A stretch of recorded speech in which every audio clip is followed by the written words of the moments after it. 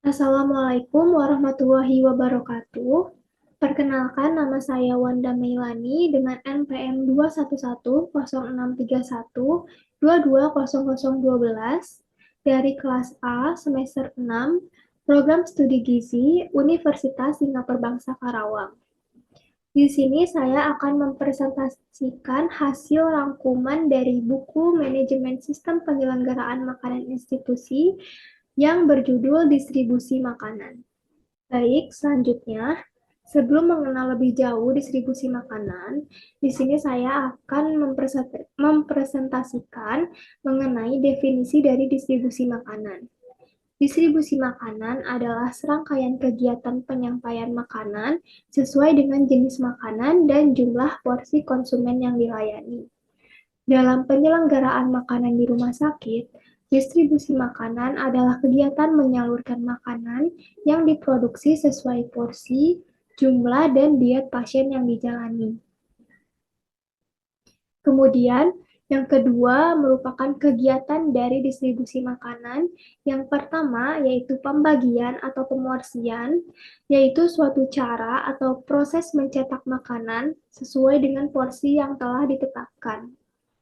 Kemudian yang kedua adalah penyampaian makanan, yaitu perlu dipastikan bahwa konsumen atau klien menerima sesuai dengan permintaan.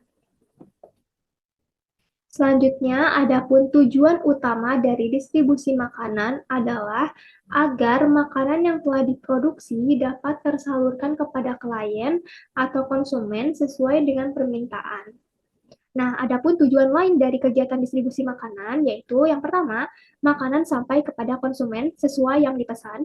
Yang kedua, memelihara kualitas makanan, terutama suhu makanan. Yang ketiga, menyajikan makanan ke konsumen dengan menarik dan memuaskan. Yang keempat, konsumen menerima makanan sesuai jumlah porsinya. Yang kelima, untuk pasien, pasien menerima sesuai dengan jenis dietnya. Kemudian adapun tenaga, tenaga yang membantu untuk kelancaran jalannya distribusi disebut dengan pramusaji. Nah, tugas dari tenaga pramusaji ini ada 8 tugas. Yang pertama, memberikan label pada makanan yang disajikan. Yang kedua, memorsikan makanan untuk klien. Yang ketiga, mengambil makanan untuk klien atau konsumen. Yang keempat, membagikan makanan dan snack. Yang kelima, mengambil air panas, teh, gula, dan kopi. Yang keenam, membuat minuman untuk klien atau konsumen dan membagikannya. Yang ketujuh, mengambil alat makan dan minum yang kotor. Dan yang kedelapan, membuat pencatatan dan pelaporan.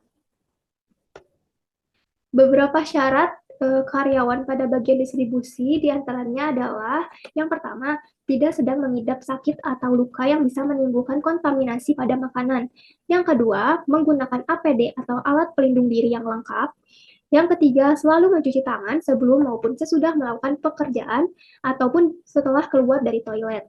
Kemudian yang keempat, tidak boleh memegang atau menjamah makanan tanpa alat bantu atau langsung menggunakan tangan. Yang kelima, tidak boleh merokok atau sambil makan pada saat bekerja. Dan yang keenam, tidak boleh menggunakan perhiasan atau kosmetik secara berlebihan. Selanjutnya, adapun peralatan distribusi makanan. Nah, dalam proses distribusi makanan terdapat dua jenis peralatan yang dibutuhkan, yaitu peralatan saji dan peralatan transportasi. Yang termasuk ke dalam peralatan saji yang utama adalah piring, sendok, garpu, gelas, cangkir, dan sebagainya. Nah, di sini ada pun beberapa gambar dari peralatan distribusi makanan. Di sini ada sendok makan. Fungsi dari sendok makan ini adalah alat bantu untuk mengambil makanan atau minuman dari piring, mangkuk, gelas, atau cangkir dan memasukkannya ke mulut. Selanjutnya di sini ada sendok teh. Sendok teh ini adalah sejenis sendok kecil yang digunakan untuk mengaduk kopi atau teh. Kemudian ada sendok sup, yaitu alat bantu untuk mengambil kuah atau stok dan isi sup pada menu kontinental. Kemudian ada penjepit makanan, yaitu untuk mengambil bahan makanan. Lalu ada ladle, untuk mengaduk atau mengambil stok atau kaldu, sup atau saus. Kemudian ada garpu makan, yaitu alat makan untuk mengambil atau memegang makanan dengan cara menusuknya. Adapun gelas belimbing, kemudian ada piring untuk menu Nusantara, lalu ada piring saji untuk menu kontinental, kemudian ada silver plate, kemudian ada piring snack, lalu ada piring plato, lalu ada mangkuk, dan ada cangkir.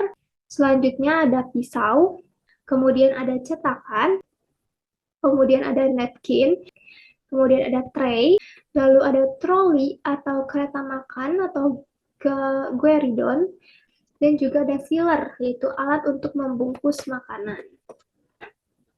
Adapun metode dari distribusi makanan dibagi menjadi 3. Yang pertama itu ada sentralisasi. Nah, bagian pemorsian atau pembagian makanan yaitu dilakukan di satu tempat secara lengkap. Setiap konsumen pada ruang produksi atau pengolahan makanan biasanya diterapkan pada institusi yang memiliki tenaga terbatas, namun memiliki sarana prasarana yang cukup, seperti ruang produksi yang luas. Kelebihan dari metode sentralisasi ini yaitu tidak banyak dibutuhkan alat-alat, distribusi yang besar, kemudian tidak membutuhkan pantry, lalu masalah sampah atau waste di ruangan dapat ditekan karena makanan diporsikan di ruangan produksi makanan secara terpusat. Kemudian pengawasan terhadap proses produksi maupun distribusi lebih intensif. Lalu proses distribusi yang dilakukan tidak mengganggu klien atau pasien akibat dari kegaduhan, suara bising, peralatan maupun bau makanan yang muncul karena ruang produksi dan distribusi jauh dari jangkauan klien. Yang terakhir yaitu kelebihannya, makanan dapat langsung disalurkan ke klien atau ke pasien karena sudah langsung diporsikan untuk masing-masing pasien.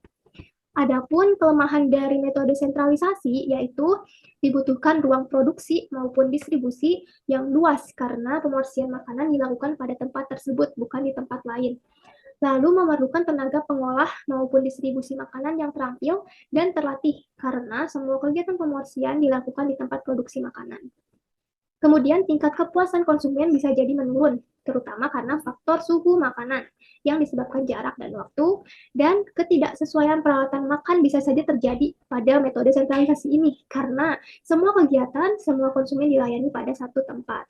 Nah, yang kedua ini adalah metode desentralisasi. Metode desentralisasi ini pada kegiatan pembagian atau pemorsian makanannya pada porsi besar yang dilakukan di tempat produksi dan pemorsian untuk setiap klien dilakukan di pantry. Pantry ini berfungsi untuk pemorsian lingkup kecil, untuk menghangatkan makanan, untuk membuat minuman, untuk menyimpan serta persiapan alat makan minum. Dan pantry ini untuk menyajikan atau menghidangkan makanan atau minuman sesuai permintaan dan porsi. Untuk kelebihan dari metode desentralisasi ini, yang pertama, kegiatan pembagian atau pemorsian makanan pada porsi yang besar yang dilakukan di tempat produksi dan pemorsian untuk setiap klien dilakukan di pantry. Yang kedua, inventarisasi peralatan lebih baik.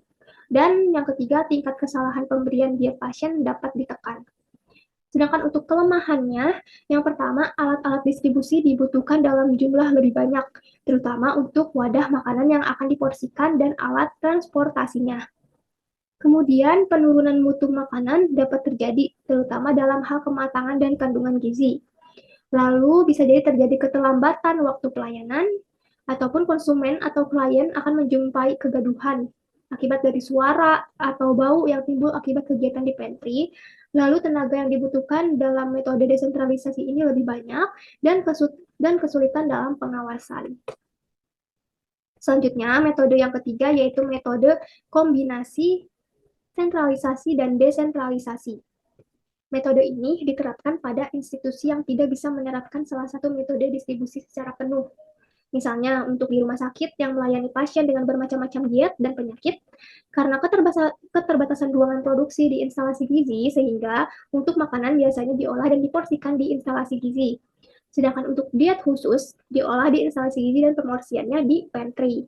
Baik, mungkin untuk rangkuman dari materi distribusi makanan yang sudah saya rangkum cukup sekian. Mohon maaf bila ada kesalahan kata. Sekian dari saya. Wassalamualaikum warahmatullahi wabarakatuh.